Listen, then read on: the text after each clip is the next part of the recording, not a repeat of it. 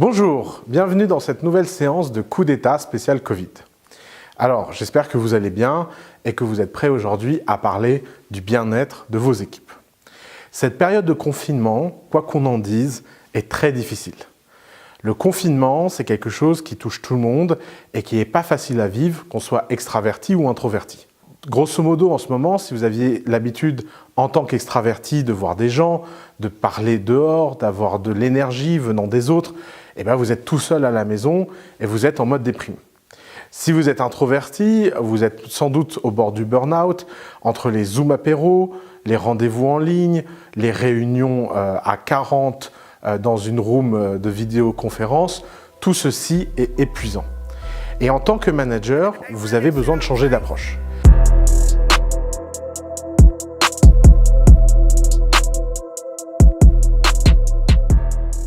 Alors le Covid pose deux challenges.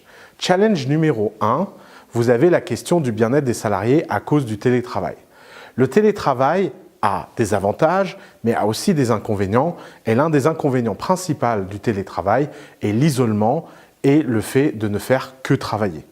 Faire des pauses, c'est beaucoup moins évident quand on est en télétravail. Et en tant que manager, vous avez besoin de faire comprendre aux gens qui bossent pour vous que ceci est un marathon. Alors, est-ce que le confinement finira le 11 mai ou est-ce qu'il durera plus longtemps?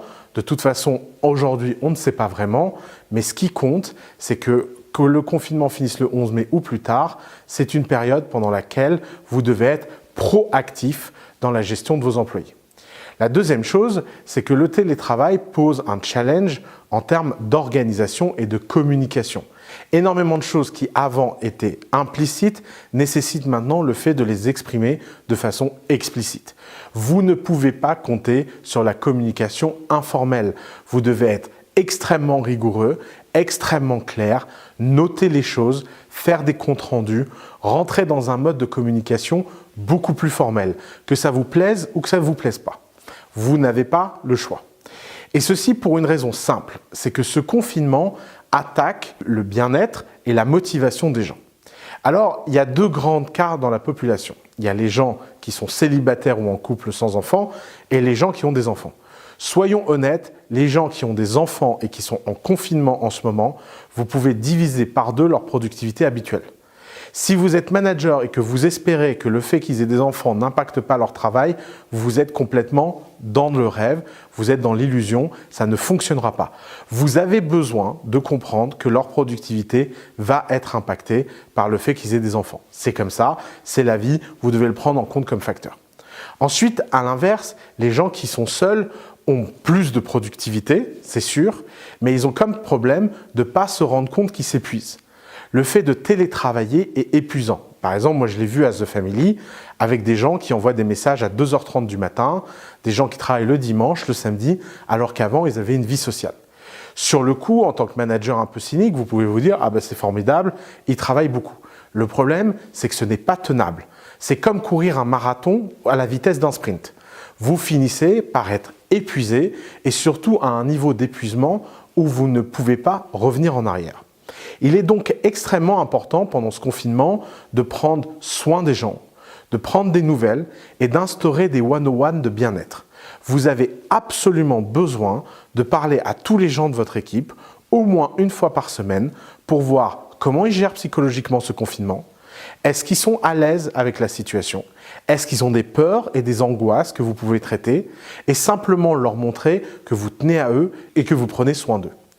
C'est extrêmement important parce qu'il en va de la vie de votre entreprise. Alors, au-delà du fait que c'est, je pense, la bonne chose humainement à faire, si vous réfléchissez en termes d'intérêt à long terme pour votre entreprise, vous êtes dans un moment où vous devez solidifier et intensifier les relations. La fin du confinement va être une période de reprise et il faut qu'à cette reprise, les gens ne soient pas épuisés. Ça ne sert à rien que tout le monde finisse en burn-out pendant le confinement si à la sortie du confinement, personne n'a l'énergie pour redémarrer et faire les efforts nécessaires à la reprise économique. C'est pourquoi il faut pendant ce confinement faire extrêmement attention au bien-être de vos salariés. Plus généralement, le bien-être de vos salariés passe aussi par leur environnement et passe aussi par ce que vous pouvez faire pour rendre leur confinement plus agréable. Alors, les entreprises sont très inégales à ce sujet-là, mais par exemple, dans les bonnes pratiques de notre portefeuille, pour les startups qui ont levé un peu de fonds et qui ont les moyens, un certain nombre de nos startups ont pris des Airbnb plus agréables que les appartements habituels de leurs employés pour leur permettre d'avoir un environnement sûr ensemble dans lequel travailler. Ce n'est pas un très gros coût, ça peut faire grandement la différence et ça peut donner à vos employés un environnement de travail beaucoup plus productif et beaucoup moins déprimant qu'être seul, tout seul, dans un 20 mètres carrés à Paris, sans fenêtre, et dans lequel il est très très dur de rester sain d'esprit. Alors, il y a d'autres possibilités, par exemple d'organiser des points d'équipe réguliers, de réunir tout le monde. Par exemple, Alice, tous les matins, fait un 15 minutes avec toute l'équipe, simplement orienté sur l'énergie. Qu'est-ce qu'on va faire ? Qu'est-ce qu'on fait? Et d'essayer de communiquer avec les gens le fait que les to-do journalières doivent être faits et que si quelqu'un n'arrive pas à réaliser ces to-do, de pouvoir s'impliquer dans pourquoi, comment et de pouvoir ainsi l'aider. Évidemment, c'est extrêmement dur de garder le moral dans cette situation, mais ce n'est pas impossible et c'est votre rôle en tant que chef d'entreprise d'aider les gens à le faire. Alors, il y a un autre aspect que vous devez prendre en compte durant ce confinement, c'est tout simplement que les perspectives d'avenir sont extrêmement floues. Et ça, c'est stressant. C'est stressant pour eux, c'est stressant pour vous. Mais vous, en tant que chef d'entreprise, vous n'avez pas le droit de montrer ce stress.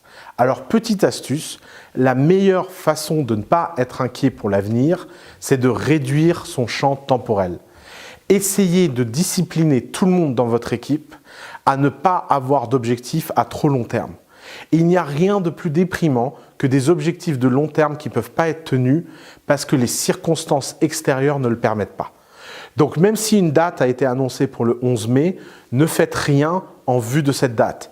N'allez pas commencer à faire des plans comme quoi le 11 mai on sort tous faire la fête.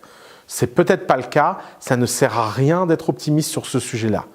Prévoyez des choses avec un horizon de temps maximum d'une semaine et essayez de fixer des objectifs hebdomadaires à vos équipes et forcez vos équipes à ne penser qu'à la semaine.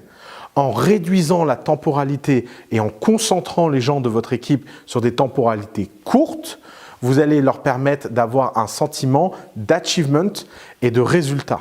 Et ce sentiment de résultat et d'achievement est super nécessaire en ce moment. Parce qu'il permet de garder le moral, il permet de garder le sentiment qu'on avance, il permet de garder le sentiment qu'on fait des choses. En plus, réduire cette temporalité vous donnera énormément de flexibilité. Interdisez-vous les plans sur le trimestre, le semestre ou l'année. Concentrez-vous sur des plans hebdomadaires.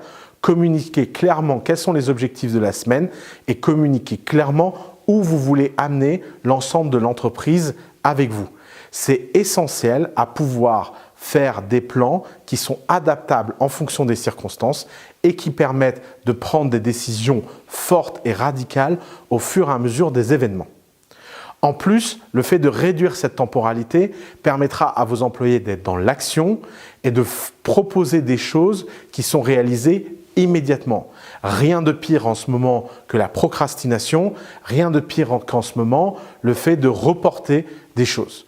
D'ailleurs, si vous arrivez à faire très bien cette mise sous tension et cette temporalité, c'est quelque chose qui pourra rester pour très longtemps parce que je pense réellement que ce qui fait la différence entre une entreprise qui réussit vraiment et une entreprise qui ne réussit pas, ce n'est pas la qualité des décisions, mais la rapidité d'exécution des décisions qu'elle prend.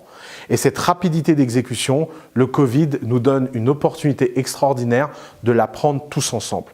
Ça fait partie sans doute d'un des aspects positifs que cette crise a. Il y en a d'autres, j'aimerais les aborder avec vous.